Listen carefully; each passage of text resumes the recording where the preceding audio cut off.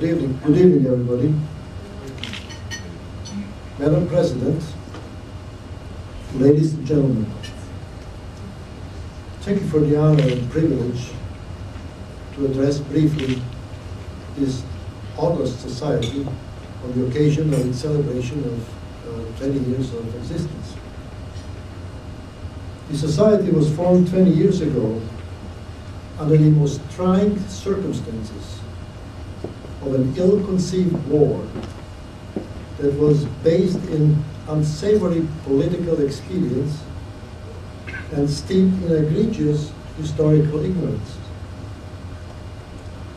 Clearly, these were difficult times for each and every one of us who lived at that time, because after all, we are loyal Americans and Serbian patriots at the same time. Nevertheless, the members of the society managed not only to strive that the truth prevailed, but they also thrived individually and as a group. And so, Madam President, it was in the spirit of our mission statement that our members contributed to American medicine and dentistry on all levels, including healing, prevention of disease, education, research, and yes, in extending a helping hand to those who came to these shores after us, but with the same ideal of living the American dream.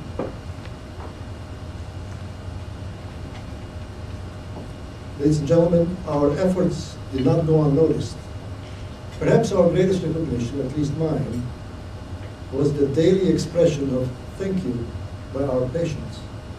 And then in addition, those of you who mentored the next generation of physicians and dentists, and all the scientific accomplishments by those who chose academic career have also earned the respect and gratitude of this nation.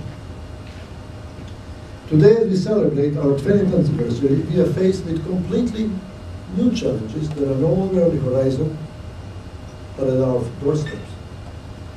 Unfortunately, these changes have to do with healthcare. There are many reasons why healthcare is changing, including development of science, proliferation of technology, assertion of the public and the society at large, intrusion of the law profession. I hope there are no lawyers in the room. And yes, we physicians are also partially responsible, for better or for worse, where we are and where we are headed. But the main reason that U.S. healthcare is such a conundrum is that it's running on an empty tank. In 2011, the U.S. healthcare cost was $2.3 trillion, this is 12 zeros, dollars, or 17% of the GDP, and $2 billion more than our entire U.S. revenue system. Clearly, the difference was financed through the U.S. debt. The projections are that should the U.S. healthcare costs continue to escalate at the same pace of 6% per year, with the GDP increasing at 3% per year, which is an optimistic outlook, the U.S. healthcare costs will consume entire GDP by 2070.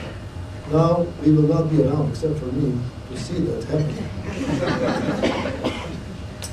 But it will be our children and grandchildren who will be living under these bizarre, unsustainable future where there will be no resources for anything else. So the way out of this resources quagmire would require bold steps. Number one, reversal of the paradigm of healthcare escalation, of healthcare overutilization and proliferation that is thought to be the single biggest cause of U.S. healthcare escalation. Another cause of U.S. healthcare escalation is skewed toward the end of life allocation of healthcare resources.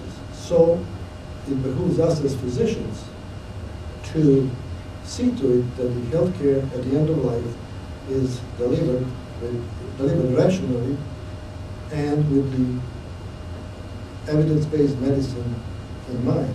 And not because of extraneous circumstances such as pressure by the society or religious influences, or demand by the family to prolong life without dignity, or because of legal considerations.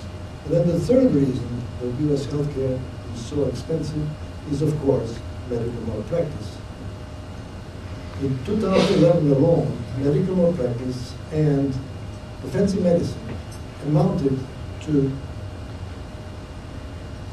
$56 billion in 2011 alone.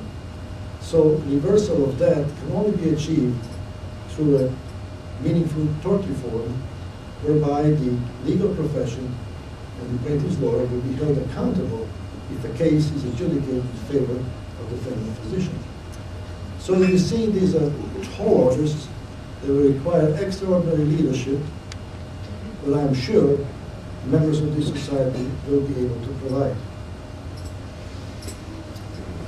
You have also heard, are aware, of the new law of the land called Patient Protection and Affordable Care Act. We are told it will bring fiscal sanity to healthcare, but not without strings attached. Let me just take as an example a new government body called Patient Outcomes Research Institute that is charged in developing new paradigms of clinical effectiveness and appropriateness of medical treatment. And we know what happens when the government does its help to treat patients. Or another body, government body established through that act is Independent Payment Advisory Board, or IPAB, that is going to change the paradigm how physicians are reimbursed. As of 2015, there will be no more RVUs. The paradigm of being reimbursed based on quantity of work, or the RVUs, will be changed to quality benchmarks that are yet to be developed. Also be ready to accept millions of new insured patients, is good news, but they'll be covered through inefficient, state-based, extended Medicaid programs with amendments. Also be ready to accept a leaner and meaner Medicare with about $750 billion in decrease in reimbursement for physicians over the next 10 years and other healthcare providers. Again, I'm sure that our members will adjust to these new realities with alacrity, and of course, always with the idea in mind that the Hippocratic Oath is steeped in humanism, not in politics or business. In closing, I would like to recognize our members who are responsible for the birth of this society. So I'm going to talk about the old guard. First, with great sadness, I would like to remember those who are no longer with us. Dr. Pulisha Lekovic, who loved life more than anybody and whose optimism was larger than life. Dr. Branko Marinkovic, who was a quiet and thoughtful man, and who was the real instigator of the bedrock of this society, and Dr. Duško Živković, a gentleman in two senses of the word, with a genteel soul.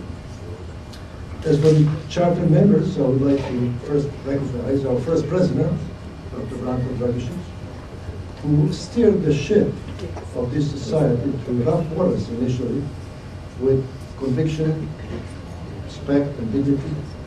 And thank you, Dr. Dragan Čupić, your chief over there, for your leadership, which you always dispensed with clarity, common sense, and, I must say, eloquent ease.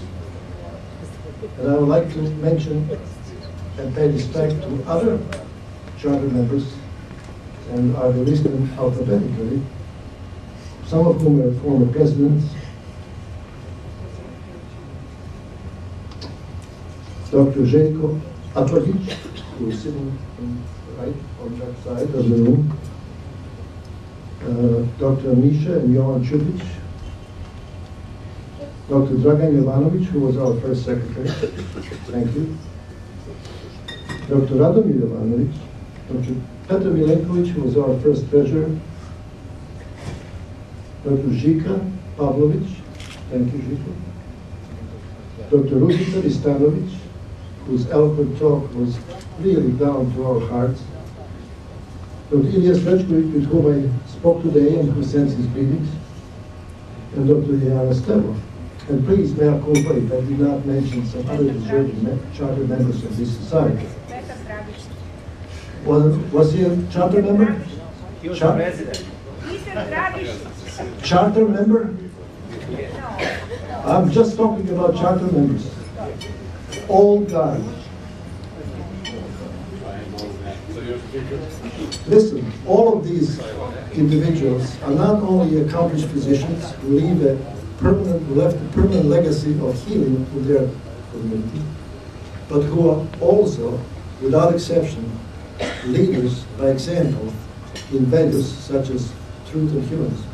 Finally, I have to single out my friend with whom I went to grade school, Dr. Mildred Lovatsky, and congratulate him on his extraordinary accomplishments as a scientist, which earned him accolades here and in Serbia, much deserved, and who was bestowed the highest honor a scientist can achieve, namely membership in the Venerable Serbian Academy of Arts and Sciences. I would also like to thank him, I don't see him here, for keeping the doors of opportunity open for young medical students in Belgrade, all of whom achieved greatness and were such accomplished persons in their chosen fields. Ladies and gentlemen, let's give them a round of applause.